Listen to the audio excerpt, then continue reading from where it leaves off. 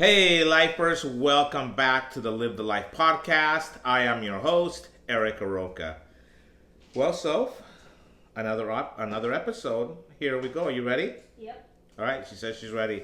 All right, so we have been very busy recording episodes with guests. And I gotta say, we've had some really great guests on lately.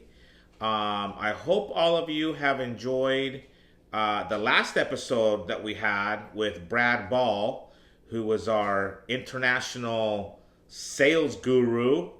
That was a fun episode to listen to, and by the looks of it, many of you all are really enjoying that episode as well. So, excellent.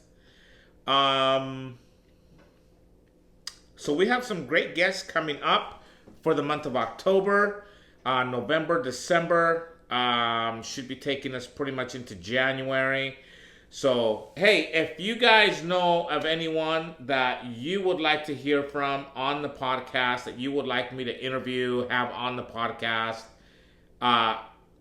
let me know in the comments. Love to reach out to them. And if you have contact information, let me know. But if you guys know of anyone that has a great story that fits our live the life and culture theme, then definitely let me know and we can try to make it happen.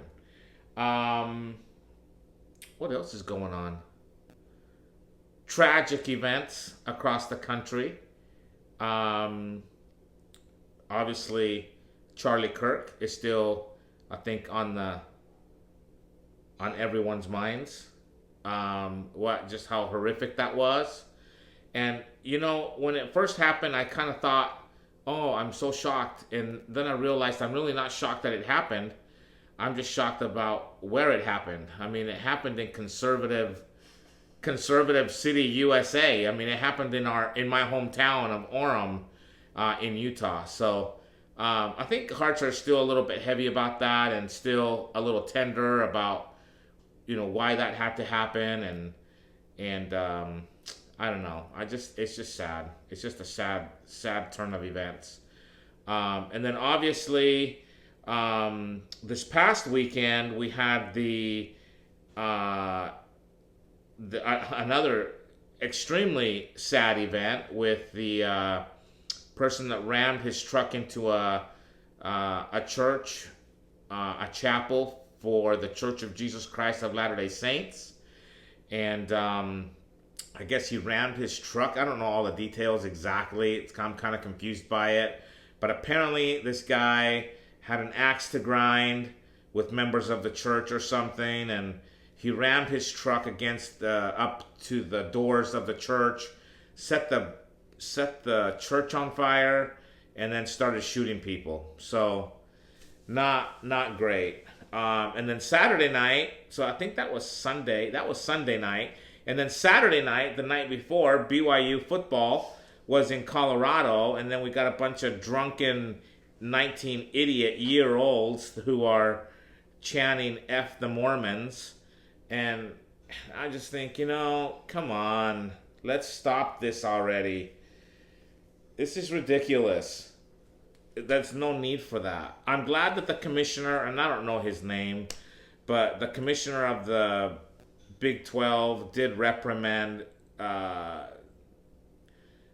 Colorado, the university, even fined them $50,000, which is a total joke because they make billions of dollars every year. So the fact that you fine them $50,000 is not a deterrent at all.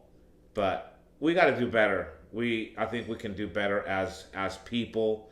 We got to do better as a society. We got to stop demonizing each other just because we have different beliefs. And that's the thing about Christianity. The whole thing. Like a lot of people came out on different podcasts and places on social media saying, yeah, they deserved it. Those Mormons deserved it.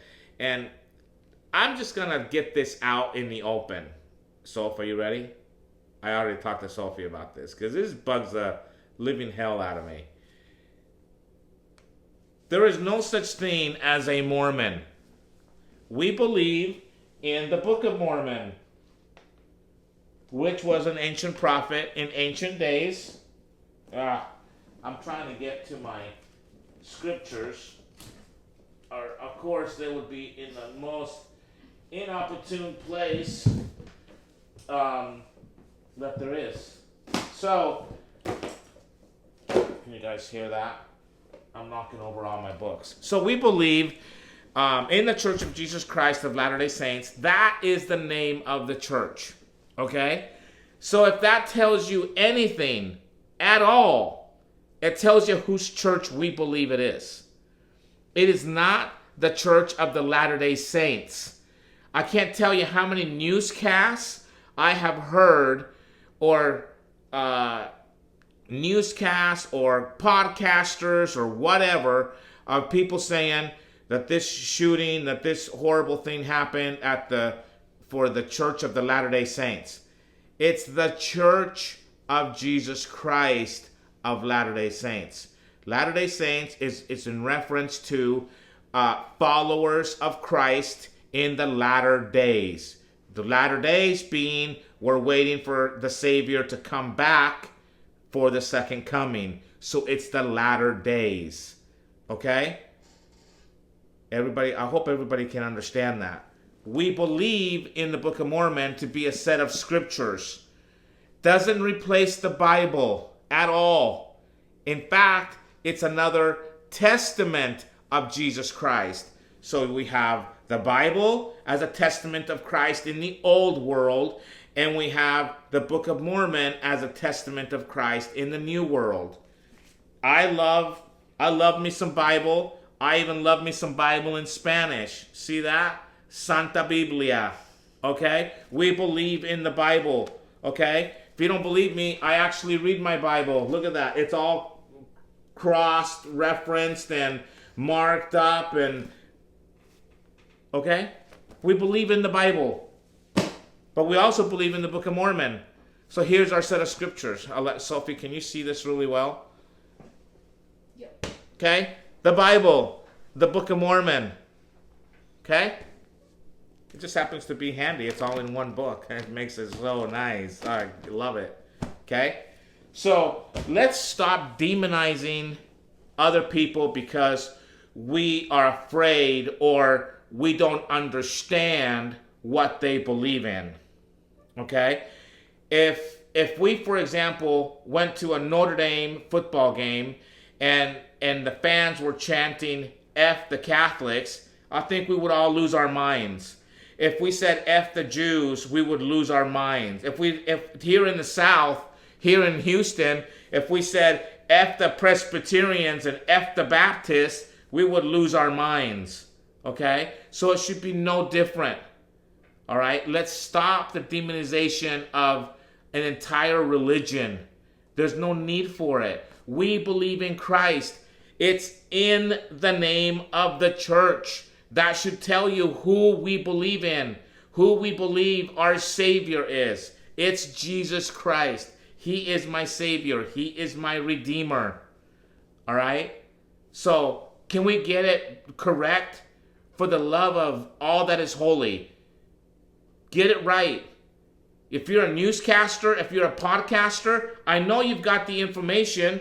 I know that on your screen, it does not say the Church of Latter-day Saints. And if you have somebody reading that or writing that on a cue card or something for you, then you need to fire them because they can't figure it out either. It's the Church of Jesus Christ of Latter-day Saints. I know it's a mouthful. Listen, if you want to reference us as Latter-day Saints or LDS, fine. But that's not the name of the church. But don't call us Mormons. Because there's no such thing as Mormonism. We're Christians. We're followers of Christ. I just had to get that off my chest. It's been bugging me for a few days. Okay? It's been bugging me since Saturday night, essentially. And then we have that horrible event at the church on Sunday. I mean, come on. People lost their lives. Followers of Christ died in his name while they were worshiping the Savior. So let's stop the demonization of a religion just because you don't understand it. I'm not asking you to become a member of our church. Just learn about it. Just learn about it. You'll learn very quickly we are not a cult. We are followers of Christ. All right. Whew. I got all sweaty on that one. Whew. All right. I feel better. Sometimes you just got to get stuff off your chest, you know? It makes you feel better. Man, my throat is really like tender because I have been talking like all day today, recording episodes and whew. So anyway. All right. So I did want to hop on today and let you guys know I have a couple of things that I've been thinking about. I've been thinking a lot about values over the last few days, and I had the idea last night. It was kind of late last night. I posted this on social media, so if you guys want to go check out social media, go to my LinkedIn page. It's Eric Aroca, MAOM. Go check it out. It's all on there on LinkedIn. But I was thinking about how organizations, whether it's a school, corporate America, if you have a plumbing business, if you have a manufacturing business, if you work at a hospital, doesn't matter where you work. But how policies, how HR or the leadership of an organization should have policies that are tied or grounded, if you will, to the values of the organization. So this is what I said.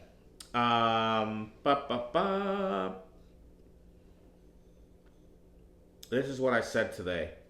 Anyway, there's a really cool picture I took of some buildings in South Korea while I was there doing some workshops, and I really liked the buildings. Like, it was a cool picture. I was on a little river tour thing, and everything just lined up perfectly for me to take this picture, so I took it. But it reminded me of having a foundation that's well grounded, right? And the foundation becomes our values. That's our foundational piece for our organizations and for us as well in our personal lives. So it kind of struck me that the strong foundation matters, whether it's a building or the culture that you are building in your school or organization. So why policies fail. So let's talk a little bit about why policies fail and what we can do to fix them. Most policies fail because they are seen as rules for the sake of having rules. In schools, as an example, students ignore the no phone rule. I mean, I said no phone rule, and Sophie is like chuckling over there. Okay? Yeah. In the workplace, dress codes are often barely followed. I can't tell you how many jobs I've had or how many organizations I walk into even now, and there's always one that's not following the dress code. There's always one who's pushing the envelope in the name of self-expression, right? Which is just stupid. So why does this happen? It happens because policies without values feel empty. So you have a rule for the sake of having a rule. So let's go back to schools for a moment, and let's go back to students ignoring the no phone rule. And it's kind of funny to me that we make a big deal about students not having being on their phones, but I can't tell you how many teachers I see on their phones who are constantly on their phones. So what are we saying? This rule applies to them, but does not apply to us. And I've heard all the excuses. Well, as teachers, we need to be on our phones just in case. And I can say, well, students need to be on their phones for the same case. It's ridiculous that we're saying we have a set of rules for us, but not a different set of rules for you, and that's how it is. And then it's kind of ironic that we have these no phone rules, but we don't tell them why we have them, it's just an empty rule. So of course we don't have compliance. Of course kids don't comply. And you can take their phones away, but as soon as they get in the classroom, if they have a teacher who's kind of flexible on the rules, guess what your kids are on? They're on their phones in their classroom, even though there is a strict no cell phone policy in place. That's just what happens. And even if you have a teacher who is like, you can't be on your phones, put your phones away, guess what? As soon as you say the assignment is on, what do you guys have your assignments on? Canvas. On Canvas. If your assignment's on Canvas, log on to your tablets or log on to your computers. Okay, guess what? Kids log on, and guess what they don't log on to? Canvas. They're on TikTok, they're on Instagram, they're on, what's the big thing for you guys? Snapchat. That's what they're on. So what good was your rule? It wasn't any good at all. They have a dress code policy too. I could not believe how some kids went dressed to school, especially girls. I was like, drop-off line in the drop-off lane, and I was like, yikes. And I've seen the same thing in organizations. So, yeah, we don't follow them because they just feel empty. All right, so when we connect a policy to a core value of the organization, things start to change. A dress code is not just about clothes. It's about professionalism, respect, and a sense of belonging. So think about it this way. If your core value in your organization is to have respect or professionalism, then people are more likely to be consistent and live up to that dress code policy because they understand the why behind it. If they don't understand the why, there's always going to be people who are pushing it, who are pushing to see what they can get away with. So let's stop doing that by simply tying our policies to the core values of the organization. Remember, the values become the foundational piece of your policies. It strengthens your policies. People will become more compliant, will obey those policies more for the simple fact that they are rooted in values. Okay, a no phone in class. This rule is not about restriction, but instead it is about the value of focus and the respect we should have for learning. That's what it should be. It should be about focusing on the right things and having that respect for learning, creating that environment that allows us to learn all the things that we are being taught. It's not just about having control over you and us, having administrators say, well, we're going to lay down the law and you're going to not have a phone because we said so. We got to have a why, and it's got to be deeply rooted and connected to that core value of a respect for learning, as an example. Tardiness policy. Every organization has an attendance policy. It is not a high school thing. It is not a junior high thing. It is a everything thing. It's for everything. We make appointments to go to the doctor. We make appointments to go to the DMV. Although I don't know why, because they definitely don't care if you make an appointment or not. But you see what I mean? Like, we have these policies of attendance of when we're supposed to be there, but we push the envelope. And then the tardiness policy or the attendance policy should not be about punishment. It should not be a way to punish you because you were late or because you were absent. It should be about tying it to the value of, for example, responsibility and respect for other people's time, right? So if we can ground it to those values, then it starts to take on a different meaning. It's about having respect for people's time. You respect your time, you respect other people's time by showing up on time, by being where you're supposed to be when you're supposed to be there. Okay? That's the power of being able to tie your values to your policies. Most organizations that I know of have not tied their policies to their values. Therefore, you have these arbitrary rules that nobody really understands why they're there. I mean, some of them are self-explanatory, I guess, but you don't have as great a compliance to them because people don't understand why we have those rules, why they exist, what are they tied to. And if you tie them to the values, then listen, you're going to be hiring people who hopefully believe the same things that you believe. So you should be, as you bring those people into your organization, it's now they believe in your values, right? And because they believe in your values, then they are more likely to adhere to that policy that you have. I'll give you a quick example. I'm not sure if this is even a good example or not. I hope it is. When I was working at Pfizer, drink break. Coke Zero, help my throat, please. Whew.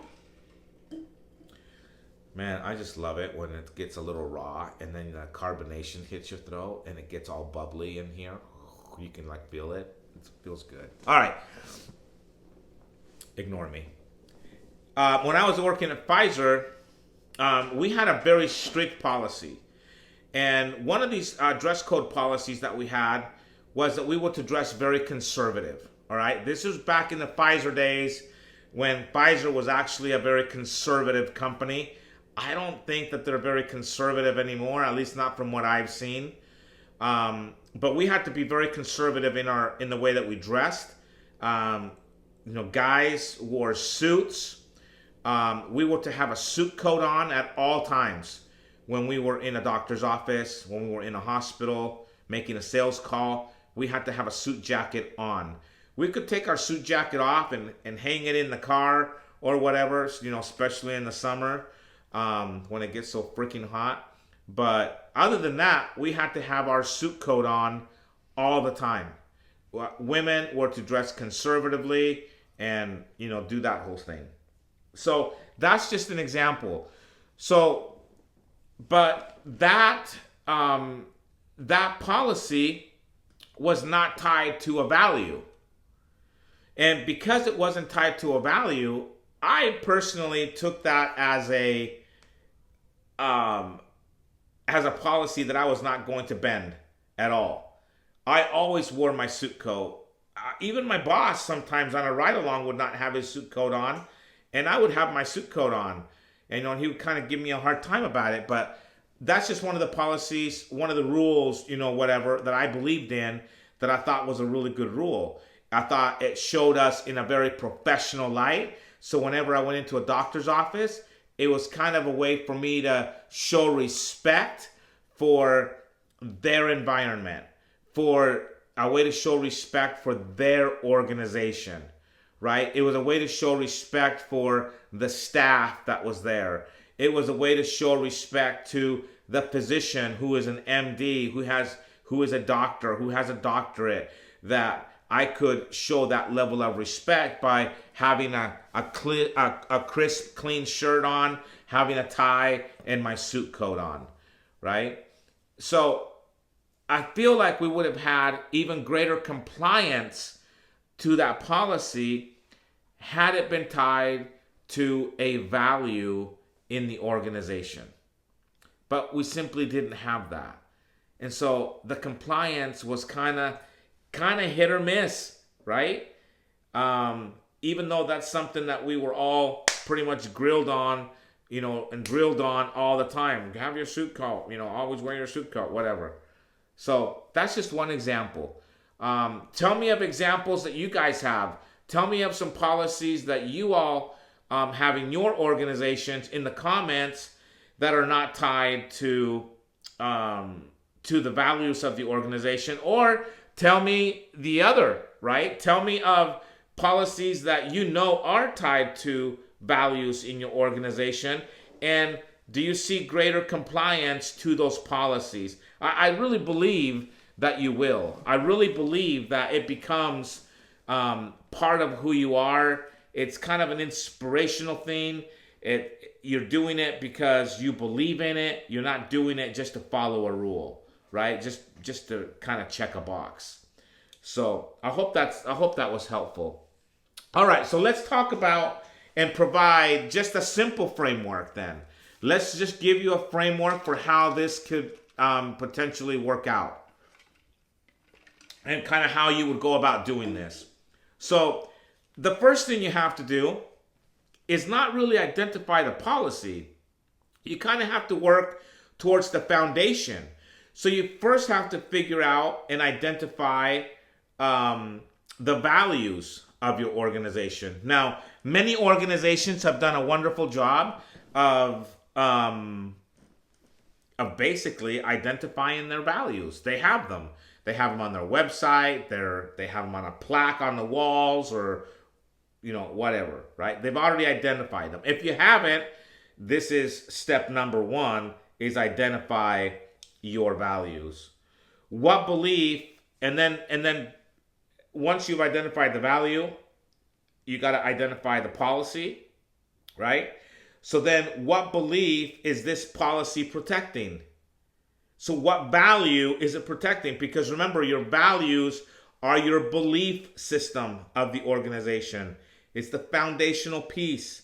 So what belief is the policy protecting? You got to figure that out, and you got to marry them, right? You got to unite them. You got to ground them. Ground those policies into your values. All right. The second thing you've got to do is communicate the why. Explain the value behind the rule.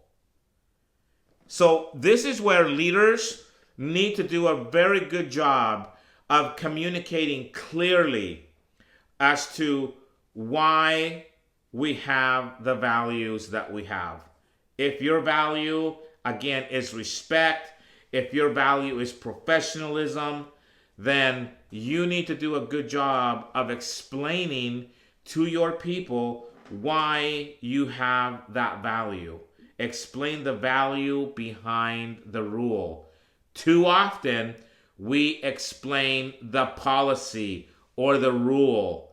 That is self-explanatory to me. Tardy's attendance policy. I mean, you might have to give me the kind of like the nitty gritty pieces of it, but it's pretty standard. If you tell me what the dress code is, and you say these are the things that you shouldn't wear, or these are the things that you should wear, okay, I understand that, but I need to understand why we have the rule. What value is it tied to? And make sure that that is crystal clear, because there is great power in clarity. All right, number 3, you as the leader, as the HR director, as the vice president, as the CFO, as the CEO, as the team lead, as the shift lead, as the middle manager, you have to model the value leaders must embody. So you got to embody that first. So you got to live it. You can't push the envelope.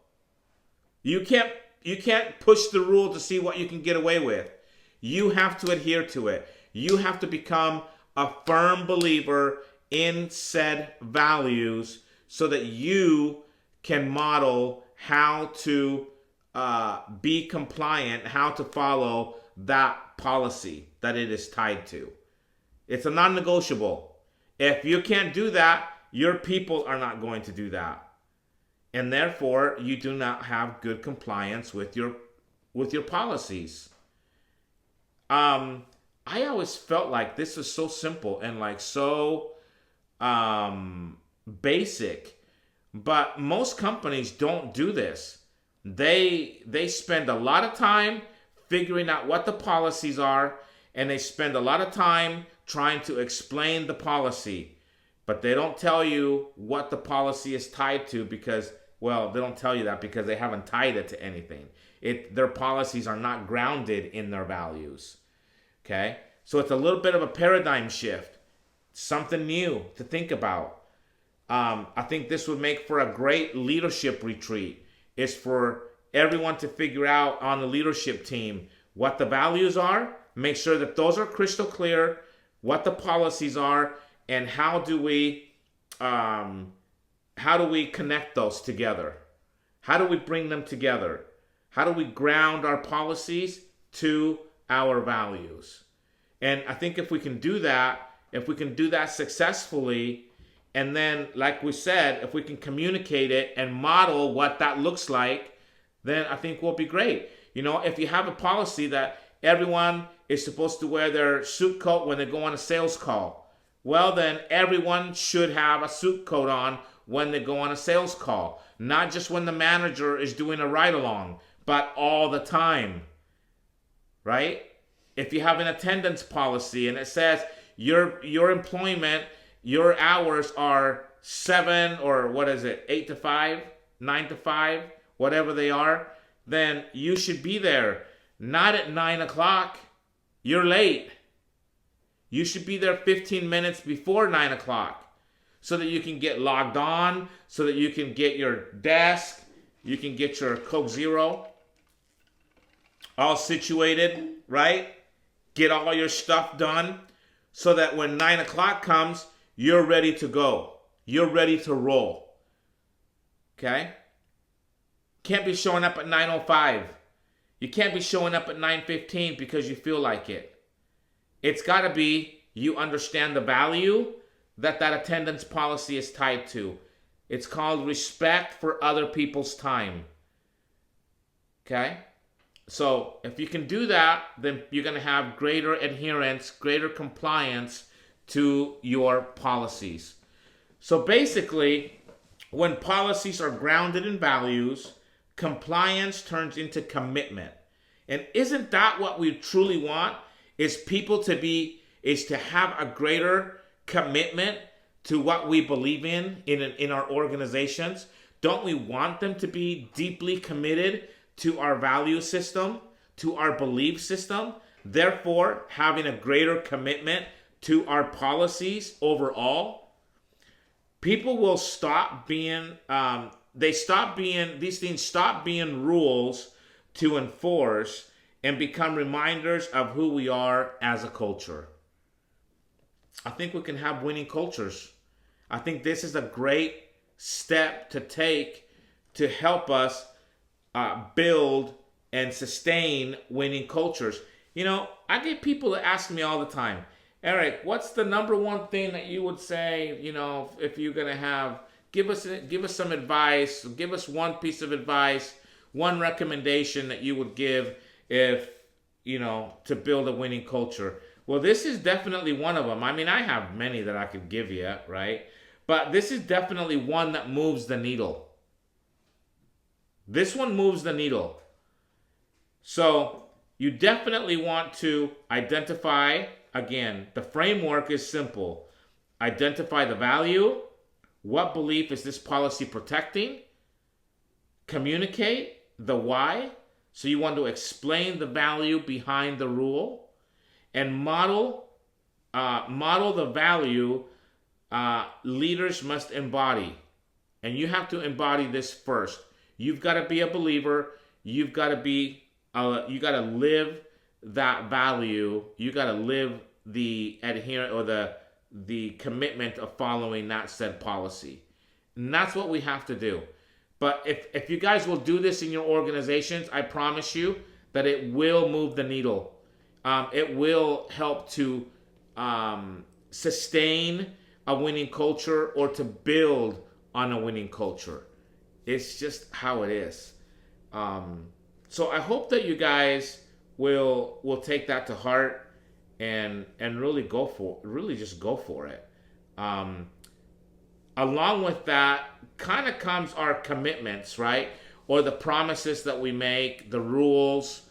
I see in a lot of schools, for example, and you'll see this on my social media stuff as well, but you'll see, rules written on the wall on a big piece of paper, on a big sticky note, right? Paper. And they'll write classroom rules, and they are whatever they are. It could be something simple like be ready, be responsible, be respectful, right? 3 R's. But then you stick them on the wall, and then you forget about them. You never bring them up again. That's it. We did it once. We did it because we were checking the box, because the district said that was part of our curriculum, part of what we had to do on day one or the first week of school. So we did it. We can check the box. We put it on the wall. We forget about it. If you're teaching first grade, second grade, half of those kids can't even read. So I don't know why we stick it on the wall when half the class can't read. And we never mention it ever again. We forget to mention that those were the promises that we made. So we've got to remind people, just like we've got to remind kids of what those classroom rules are or what those classroom promises. I really like promises instead of rules. So I think we got to change that somehow. But I really love that. Or even classroom agreements. I love that vocabulary as well. Then your kids can better understand why we are following those rules, why we're following the 3 R's. Responsible, respectful, and ready. Right? And what it means. And you have to do a good job of telling them what those things mean. What does it mean to be respectful in the classroom? What does it mean to be respectful when you walk into lunch? What does it mean to be ready? Ready for what exactly? Well, it means you're ready for learning during the day. It means you're ready when it's time to go to recess, that you're ready to go to recess and line up and do it correctly. It means you're ready to go home when it's time to go home. You got to explain what that means to them, right? Same with like being respectful or responsible. Take the time to not only remind them of what that means, but to remind them often of the promises that they made. And so I think that we can take that same approach in our organizations by constantly reminding the people that we lead about our value system, what our belief system is, what are our values. I'll just tell you right now, if I have a team of people, and I'm actually going to start doing this this week in my business. I'm going to, every meeting that I have for my organization, I'm going to start with, these are my values. These are our values. This is why we have these values, right? So that it becomes very clear to them also. So as leaders, we've got to do a better job of just reinforcing over and over and over again by repetition what are our values and why these policies are tied to those values. And we got to do it ad nauseum. We got to do it all the time. It can't be done once a month. It shouldn't be done once a week. We should go over it every day. It takes 5 seconds to say, hey, these are our values. Don't forget, guys, these are our values. This is why we believe in it. And let's move on. Let's go have a great day, or let's go conquer whatever it is we got to conquer. So I think this is a great framework. And it's a very simple framework to get started on and be able to have a framework so that we can have sustainability and we can have success as we incorporate this framework into our organizations. So again, just as a reminder, identify the value, what belief is the policy protecting, communicate the why, explain the value behind the rule, and model the value. So leaders, teachers, whoever, if you're a leader, you have to model that that behavior, first. You gotta show them how to live that value, so that you can be compliant in following whatever policy. I hope that was helpful, everybody.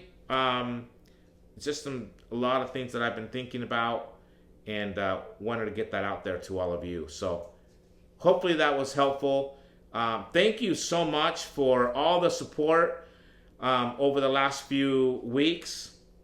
We've seen a little bit of an uptick on our social media, on the what's it called? YouTube page. So thank you very much for that. If you enjoy the content, hey, we ask you that you subscribe. Go to YouTube. If you enjoy the content that you see on a weekly basis, we'd love for you to subscribe. We'd love for you to engage with us in the comment section. And, let us know if you have any questions as well. But really appreciate your support over the last few weeks. And like I said at the beginning, we have some really great guests coming on in the very, very near future. I guess really starting next week is when the next one will drop. So something to look forward to. And remember, as we identify our belief system, as we identify our values, and we become more grounded in our values, and we are able to ground our policies to our values, not only will we live the life we've always imagined in our organizations, but we will build winning cultures that last. Till next week.